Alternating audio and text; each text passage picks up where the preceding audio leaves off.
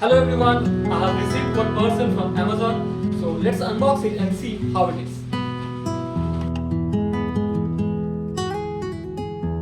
So let's keep this board aside, and here we have the product, right?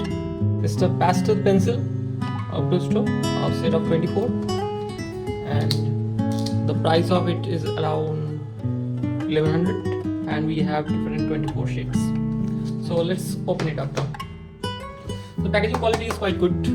It's in a steel box. It's pretty tough, so your pencil could be protected within it. These pencils are pre-sharpened.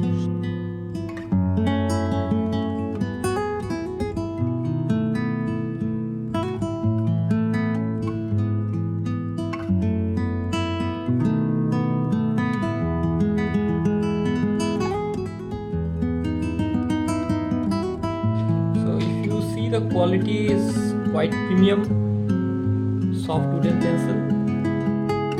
The pigmentation is also quite high. So now let's apply it on a paper and see.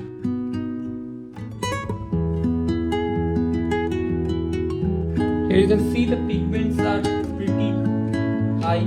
Saturation level is also quite impressive. And we have a broad range of colors.